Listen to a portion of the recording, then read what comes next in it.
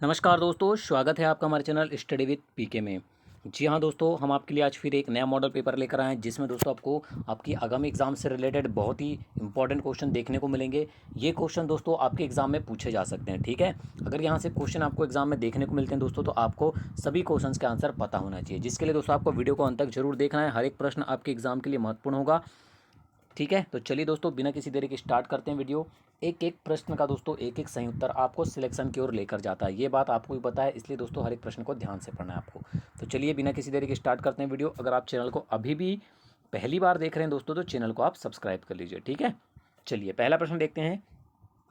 विश्व होम्योपैथी दिवस होम्योपैथी के बारे में जागरूकता फैलाने के लिए हर साल मनाया जाता है। आपको बताना है दोस्तों, विश्व होम्योपैथी दिवस होम्योपैथी के बारे में जागरूकता फैलाने के लिए हर साल किस दिन मनाया जाता है। आपको बताना है दोस्तों, काफ़ी अच्छा क्वेश्चन है। दिवस से रिलेटेड क्वेश्चन आपको एग्जाम में जरूर पूछे जाते हैं, ठीक है, कि कौन सा दिवस कब मनाया जाता है, जिसमें दोस्तों ये मोस्ट टाइम पे क्वेश्चन होगा। तो याद रखिएगा, 10 अप्रैल को मनाया जाता है, ठीक है। कब मनाया जाता है? 10 अप्रैल को मनाया जाता है। ऑप्शन नंबर डी आपका आंसर हो जाएगा, ठीक है ना। विश्व होम्योपैथी दिवस याद रखिएगा 10 अप्रैल। आगे बढ़ते हैं। प्रयाग प्रशस्ति किसके सैन्य अभियान के बारे में जानकारी देती है? बहुत अच्छा क्वेश्चन दोस्तों, आपको बताना है कि प्रयाग प्रशस्ति जो है वो किसके सैन्य अभियान के बारे में जानकारी देती है। मोस्ट टाइम पे क्वेश्चन दोस्तों, याद रखिएगा, बहुत अच्छा क्वेश्चन है। अगर एग्जाम में पूछा जाता है तो आपको याद रखना है, ठीक है, कि हरिसेन, ठीक है, हरिसेन द्वारा रचित प्रयाग स्तंभ प्रशस्ति समुद्रगुप्त सैन्य अभियान के बारे में जानकारी देती है, ठीक है। याद रखिएगा, हरिसेन द्वारा रचित प्रयाग स्तंभ प्रशस्ति जो है दोस्तों, समुद्रगुप्त सैन्य अभियान के बारे में जानकारी देती है। और यह प्रशस्ति उसी स्तंभ पर अंकित है जिस पर शांतिप्रिय अशोक ने अपनी घोषणाएं लिखवाई थी। ये भी चीज़ आपको याद रखना है। तो ऑप्शन नंबर बी आपका आंसर हो जाएगा, समुद्रगुप्त, ठीक है। याद रखिएगा, मोस्ट टाइम पे क्वेश्चन एग्जाम के लिए। छत्तीसगढ़ वीरनी पुरस्कार के उद्घाटन संस्करण के लिए किसे चुना गया है? ठीक है, आपको बताना है दोस्तों, छत्तीसगढ़ वीरनी पुरस्कार के उद्घाटन के लिए निम्नलिखित में से उद्घाटन संस्करण के लिए किसे चुना गया है? दिए गए ऑप्शन में से आपको बताना है। बहुत अच्छा क्वेश्चन है, आगामी एग्जाम के लिए बिल्कुल याद रखना है आपको। दूती चंद का नाम, ठीक है। ऑप्शन नंबर ए आपका आंसर हो जाएगा, दूती चंद को चुना गया है, ठीक है। ऑप्शन नंबर ए आपका आंसर हो जाएगा, छत्तीसगढ़ वीरनी पुरस्कार के उद्घाटन संस्करण के लिए, ठीक है। एक भी क्वेश्चन भूलना नहीं है आपको, बहुत अच्छा क्वेश्चन है। चलिए आगे बढ़ते हैं। राष्ट्रीय बाल अधिकार संरक्षण आयोग कितनी महिला सदस्य का होना आवश्यक है? ठीक है, आपको बताना है, राष्ट्रीय बाल संरक्षण आयोग में, ठीक है, कितनी महिला सदस्य का होना आवश्यक है। अगर एग्जाम में पूछा जाता है दोस्तों, तो याद रखिएगा, देखिए, राष्ट्रीय बाल अधिकार संरक्षण आयोग में दोस्तों अध्यक्ष के अलावा 6 सदस्य, जिनमें कम से कम 2 महिलाओं का होना आवश्यक होता है, ठीक है। याद रखिएगा, अध्यक्ष के अलावा जो 6 सदस्य होते हैं, उनमें 2 महिलाओं का होना कम से कम आवश्यक होता है, ठीक है। याद रखिएगा। और दोस्तों, बाल संरक्षण अधिनियम अक्सर पूछा जाता है, ठीक है, इसकी स्थापना कब की गई थी इस आयोग की? तो याद रखिएगा, बाल अधिकार संरक्षण अधिनियम 2005 के तहत मार्च 2007 में राष्ट्रीय बाल अधिकार संरक्षण आयोग की स्थापना की गई, ठीक है। और यहाँ पर पूछा गया है कितनी महिला सदस्य का होना आवश्यक है? तो 2 महिलाओं सदस्य का होना आवश्यक है, ठीक है। अटल बिहारी वाजपेयी शासकीय चिकित्सा महाविद्यालय कहाँ स्थित है? बहुत अच्छा क्वेश्चन दोस्तों, आपको बताना है, अटल बिहारी वाजपेयी शासकीय चिकित्सा महाविद्यालय कहाँ पर स्थित है? मध्य प्रदेश में। तो दोस्तों याद रखिएगा, मध्य प्रदेश के विदिशा में स्थित है अटल बिहारी वाजपेयी शासकीय चिकित्सा महाविद्यालय, ठीक है। ऑप्शन नंबर सी आपका आंसर हो जाएगा।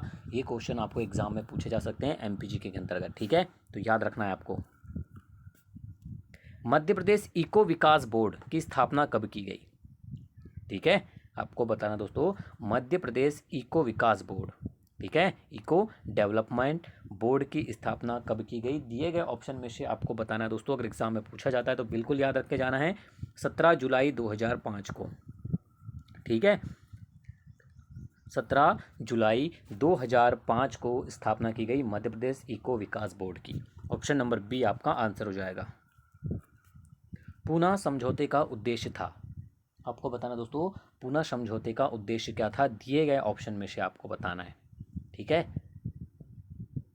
तो तो याद रखिए दोस्तों, जो पुणे समझौते का जो उद्देश्य था दोस्तों, ठीक है ना, वो क्या था? अगर एग्जाम में पूछा जाता तो याद रखिएगा, दलित वर्ग को प्रतिनिधित्व देना। ऑप्शन नंबर बी आपका आंसर हो जाएगा, ठीक है ना, दलित वर्ग को प्रतिनिधित्व देना, ठीक है, ऑप्शन नंबर बी आपका आंसर हो जाएगा। चलिए नेक्स्ट क्वेश्चन की ओर बढ़ते हैं। उस देश का नाम बताइए जिसने हाल ही में वसंत के पहले दिन को पहला फागुन कहा है। ठीक है, आपको बता रहे हैं उस देश का नाम जिसने हाल ही में वसंत के पहले दिन को पहला फागुन कहा है। ठीक है, वो देश है दोस्तों आपका बांग्लादेश। ऑप्शन नंबर बी आपका आंसर हो जाएगा, बांग्लादेश। ठीक है, याद रखिएगा, करंट अफेयर के अंतर्गत ये क्वेश्चन पूछा जा सकता है। निम्नलिखित महासागरों में से किस एक में डायमेंटिना स्थित है या परीखा स्थित है? ठीक है, आपको बताना है कि वह कौन सा महासागर है जहां पर डायमेंटिना या परीखा स्थित है। ठीक है, तो याद रखिए दोस्तों, डायमेंटिना परीखा या जो खाई है वो हिंद महासागर में अवस्थित है। ठीक है, ऑप्शन नंबर सी आपका आंसर हो जाएगा, हिंद महासागर। अगर एग्जाम में पूछा जाता है तो याद रखना है। ठीक है, और दोस्तों याद रखिएगा, ठीक है, कि यह जो है हिंद महासागर का सबसे बड़ा गहरा गर्त यानी परीखा है, जिसकी गहराई 8047 मीटर है। ठीक है, चलिए आगे बढ़ते हैं फिर। विश्व होम्योपैथी दिवस 2021 का विषय क्या है? अभी हमने देखा दोस्तों कि विश्व होम्योपैथी दिवस कब मनाया जाता है? 10 अप्रैल को। ठीक है, अब आपको बताना है कि विश्व होम्योपैथी दिवस 2021 का विषय क्या है। बहुत अच्छा क्वेश्चन दोस्तों, याद रखिएगा, homeopathy road map for integrative. ठीक है, homeopathy road map for integrative विश्व होम्योपैथी दिवस 2021 का विषय है। ठीक है, मोस्ट टाइम पे क्वेश्चन है, बिल्कुल याद रखना है आपको। चलिए आगे बढ़ते हैं फिर। मध्य प्रदेश में जैव विविधता विरासत स्थलों की संख्या कितनी है? ठीक है, एमपीजीके के अंतर्गत पूछे जाने वाला बहुत अच्छा क्वेश्चन है ये, कि मध्य प्रदेश में जैव विविधता विरासत स्थलों की संख्या कितनी है? तो याद रखिएगा दोस्तों, 2। ठीक है, ऑप्शन नंबर ये आपका आंसर हो जाएगा 2, छिंदवाड़ा का पातालकोट और सतना की नरो हिल्स। ठीक है, याद रखिएगा, ऑप्शन नंबर ये आपका आंसर हो जाएगा। भारतीय खेल प्राधिकरण की मध्य क्षेत्रीय परिषद कहाँ स्थित है? ठीक है, आपको बताना दोस्तों, भारतीय खेल प्राधिकरण की मध्य क्षेत्रीय परिषद कहाँ पर स्थित है। ठीक है ना, आपको बताना है कहाँ पर स्थित है। अगर एग्जाम में दोस्तों ये क्वेश्चन आपको पूछा जाता है तो याद रखना है, भारतीय खेल प्राधिकरण की जो मध्य क्षेत्रीय परिषद है वो मध्य प्रदेश राज्य की राजधानी भोपाल में स्थित है। ठीक है, ऑप्शन नंबर डी आपका आंसर हो जाएगा, भोपाल। ठीक है ना, याद रखिएगा, बहुत अच्छा क्वेश्चन है। गांधी जी ने दांडी समुद्र तट पर नमक कानून का उल्लंघन किया था। ठीक है, आपको बताना है, गांधी जी ने दांडी समुद्र तट पर नमक कानून का उल्लंघन किया था। कब किया था दोस्तों? तो याद रखिएगा, अगर एग्जाम में पूछा जाता है तो 6 अप्रैल 1930 को। ठीक है, ऑप्शन नंबर बी आपका आंसर हो जाएगा, 6 अप्रैल 1930 को। अगर एग्जाम में पूछा जाता है तो आपको याद रखना है। ठीक है, देखिए दोस्तों, 12 मार्च 1930 को गांधी जी ने अपने 78 स्वयं सेवकों के साथ साबरमती आश्रम से 358 किलोमीटर दूर स्थित दांडी के लिए प्रस्थान किया और लगभग 24 दिन बाद 6 अप्रैल 1930 को दांडी पहुंचकर उन्होंने समुद्र तट पर नमक कानून तोड़ा। ठीक है, याद रखिएगा। किस शहर की पुलिस को सर्वश्रेष्ठ मार्चिंग टुकड़ी ट्रॉफी 2021 प्रदान की गई? ठीक है, आपको बताना है वह कौन सा शहर है जिसे, कौन से शहर की पुलिस को सर्वश्रेष्ठ मार्चिंग टुकड़ी ट्रॉफी 2021 प्रदान की गई। दोस्तों अगर एग्जाम में पूछा जाता है तो याद रखिएगा, वो शहर है आपका दिल्ली, भारत की राजधानी दिल्ली। ठीक है, ऑप्शन नंबर बी आपका आंसर हो जाएगा। याद रखिएगा, ये क्वेश्चन आपको पूछा जा सकता है। आगे बढ़ते हैं, देख लेते हैं नेक्स्ट क्वेश्चन क्या है। किस संविधान संशोधन अधिनियम द्वारा अनुसूचित जातियों एवं अनुसूचित जनजातियों के लिए एक पृथक आयोग की स्थापना की गई? ठीक है, बहुत अच्छा क्वेश्चन दोस्तों, आपको बताना है किस संविधान संशोधन अधिनियम के द्वारा अनुसूचित जातियों और अनुसूचित जनजातियों के लिए पृथक आयोग की स्थापना की गई। ठीक है, तो याद रखिएगा दोस्तों, 65वें संविधान संशोधन अधिनियम 1990 के द्वारा। ठीक है, 65वें संविधान संशोधन 1990 द्वारा अनुसूचित जातियों एवं जनजातियों के लिए एक विशेष अधिकारी के स्थान पर एक उच्च स्तरीय बहुसदस्यीय राष्ट्रीय अनुसूचित जाति एवं अनुसूचित जनजाति आयोग की स्थापना की गई। ठीक है, याद रहेगा आपको, ऑप्शन नंबर बी आपका आंसर हो जाएगा। दिसंबर 2020 में से निम्न में से किसे अमेरिका का सर्वोच्च सैन्य सम्मान द लीजन ऑफ मेरिट से सम्मानित किया गया?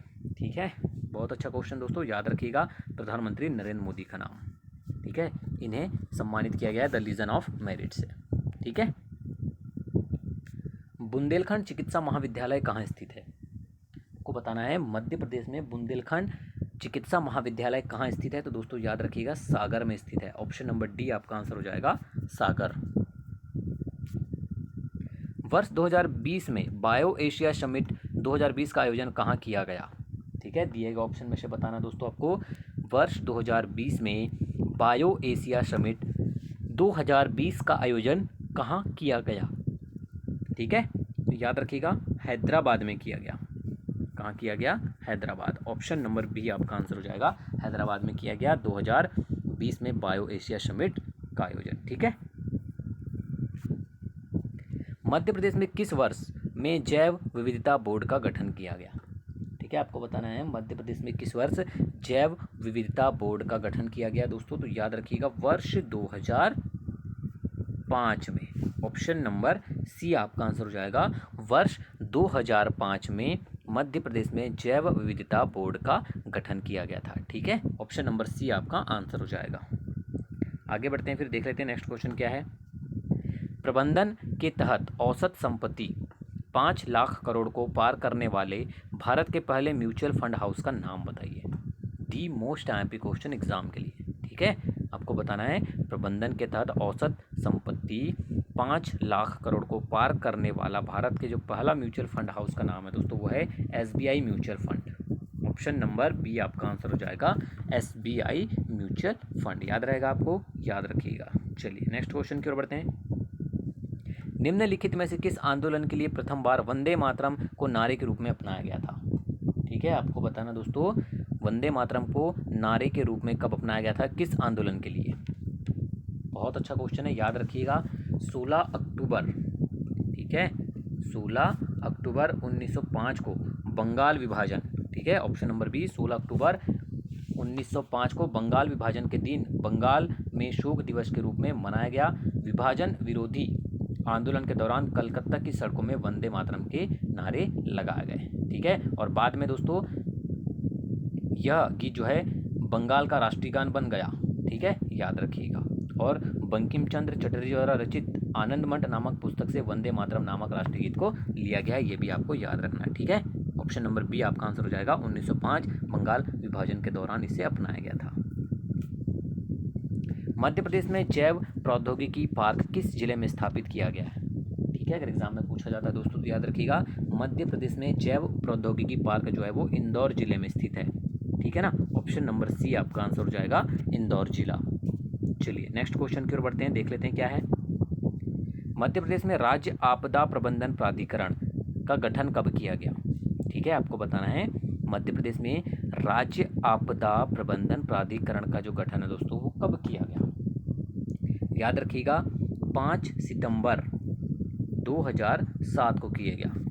ठीक है, ऑप्शन नंबर डी आपका आंसर हो जाएगा। ठीक है ना। महात्मा गांधी मेमोरियल चिकित्सा महाविद्यालय की स्थापना कहाँ की गई है? बहुत अच्छा क्वेश्चन दोस्तों, एमपीजीके के अंतर्गत ये क्वेश्चन लगातार पूछे जाते हैं। और दोस्तों ठीक है, तो याद रखिएगा कहाँ की गई है, इंदौर में। ऑप्शन नंबर ए आपका आंसर हो जाएगा, महात्मा गांधी मेमोरियल चिकित्सा महाविद्यालय की स्थापना इंदौर। नेताजी सुभाष चंद्र बोस मेडिकल कॉलेज कहाँ स्थित है? दिए गए ऑप्शन में से आपको बताना है। ठीक है, कि नेताजी सुभाष चंद्र बोस मेडिकल कॉलेज कहाँ स्थित है? जबलपुर में। ठीक है ना, ऑप्शन नंबर डी आपका आंसर हो जाएगा, जबलपुर। श्याम शाह मेडिकल कॉलेज मध्य प्रदेश के किस जिले में स्थित है? ये भी आपको बताना दोस्तों कि श्याम शाह मेडिकल कॉलेज मध्य प्रदेश के किस जिले में स्थित है? रीवा में। ऑप्शन नंबर डी आपका आंसर हो जाएगा, मध्य प्रदेश के रीवा जिले में स्थित है। भारत ने औपचारिक रूप से सेशल्स को 10 करोड़ रुपयों का गश्ती जहाज पीएस जोरस्टर सौंपा। सेशल्स की राजधानी क्या है? ठीक है, आपको बताना है सेशल्स की राजधानी क्या है। तो दोस्तों याद रखिएगा, विक्टोरिया। ऑप्शन नंबर सी आपका आंसर हो जाएगा, सेशल्स की राजधानी है विक्टोरिया। याद रहेगा आपको। चलिए फिर नेक्स्ट क्वेश्चन की ओर बढ़ते हैं। किस राज्य या किस केंद्र शासित प्रदेश में प्राचीन कंचोत उत्सव मनाया जाता है? ठीक है, आपको बताना है प्राचीन कंचोत उत्सव मनाया जाता है वह कौन सा राज्य या कौन सा केंद्र शासित प्रदेश है? तो दोस्तों याद रखिएगा जम्मू और कश्मीर में। ठीक है, जम्मू कश्मीर में मनाया जाता है कंचोत उत्सव। ठीक है, याद रहेगा आपको। चलिए फिर आगे बढ़ते हैं। छावनी बोर्डों के निवासियों को ऑनलाइन नागरिक सेवाएं प्रदान करने के लिए सरकार द्वारा शुरू किए गए ऑनलाइन पोर्टल का नाम बताइए। मोस्ट टाइम पे क्वेश्चन दोस्तों पूछा जाएगा आपको कि छावनी बोर्डों के जो निवासी हैं, ठीक है, उनको ऑनलाइन नागरिक सेवाएं प्रदान करने के लिए जो सरकार द्वारा शुरू किया गया ऑनलाइन पोर्टल दोस्तों वो है ई छावनी। ठीक है, याद रखिएगा ऑप्शन नंबर डी आपका आंसर हो जाएगा। ई छावनी पोर्टल शुरू किया गया है, ऑप्शन नंबर डी याद रखिएगा। तो वीडियो को अंत तक देखने के लिए धन्यवाद दोस्तों। वीडियो पसंद आया हो तो लाइक और शेयर जरूर कीजिएगा और दोस्तों इसी तरह के लगातार वीडियो पाने के लिए हमारे चैनल को सब्सक्राइब कीजिएगा। धन्यवाद।